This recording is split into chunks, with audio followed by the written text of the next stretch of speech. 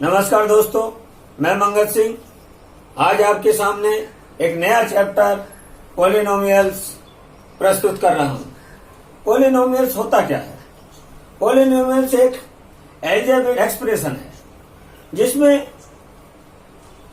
Combination होता है, जैसे कि कोएफिशिएंट का, वेरिएबल का, कांस्टेंट का एंड और ऑपरेशंस का, जैसा कि ax square plus bx plus c। इसमें क्या है? ये एक पॉलिनोमियल। ये a क्या है? इसमें a है, इसमें कोएफिशिएंट।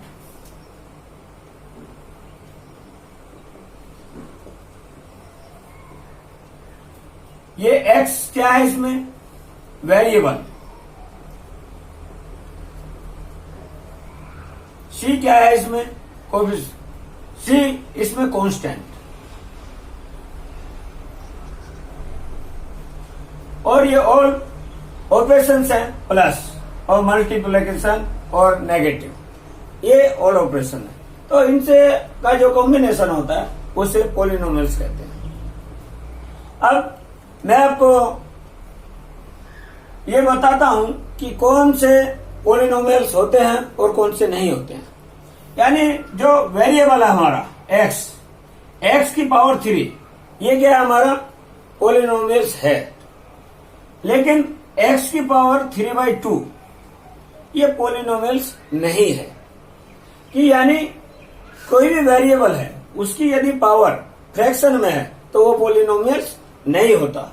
और यदि x की पावर माइनस में है तो वो भी पॉलिनोमियल्स नहीं होता। पॉलिनोमियल्स होता कौन सा? जिसकी पावर होल नंबर होती है।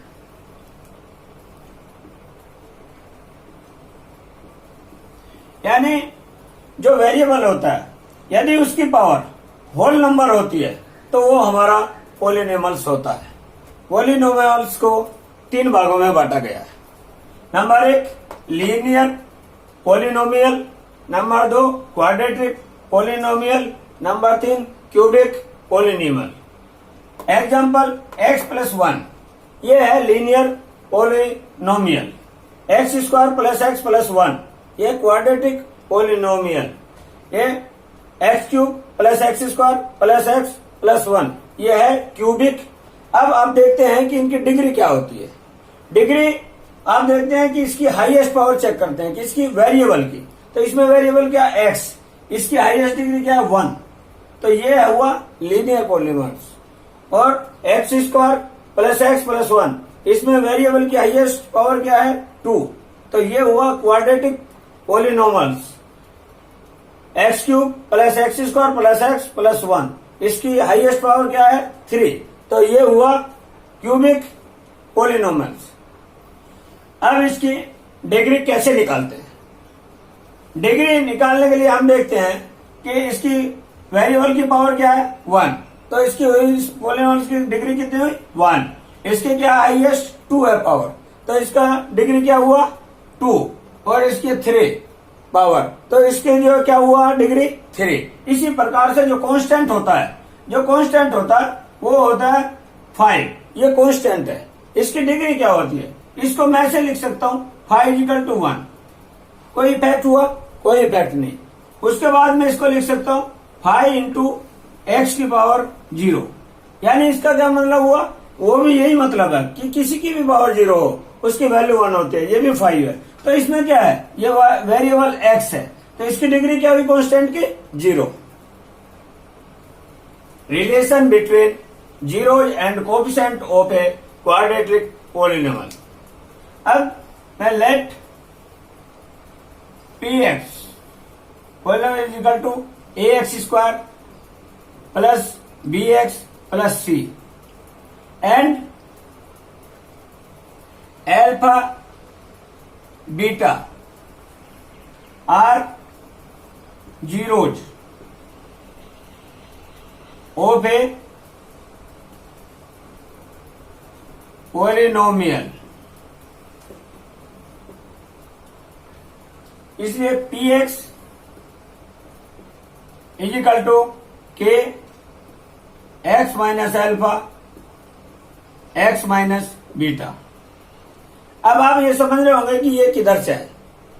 अब देखते हैं कि जब ax² plus bx plus c को सोल्व करते हैं तो उस समय इसका जो है कोई फैक्टर आते हैं, तो ये इसके फैक्टर हैं जो हमने मान लिया कि alpha and beta are zeros of a polynomial.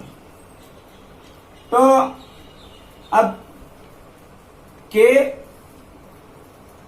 इसकी मल्टीप्लाई करते हैं x² minus beta x minus alpha x plus alpha beta, के x² माइनस एक्स कॉमन ले लिया, alpha plus beta plus alpha beta, के अंदर मल्टीप्लाई कर दी, kx² माइनस एक्स के alpha plus beta plus alpha beta plus के alpha beta, यानी ax² plus bx plus c। Compare करने पे हम देखते हैं कि a is equal to k और b is equal to minus k alpha plus beta और c is equal to k alpha beta. Alpha plus beta is equal to minus B upon के, यानी माइनस बी अपॉन के की value क्या है a, minus B upon A.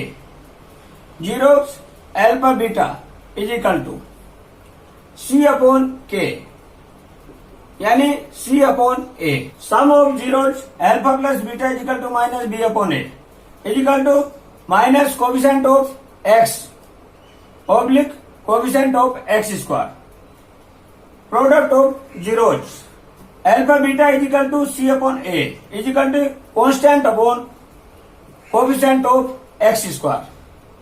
Thank you.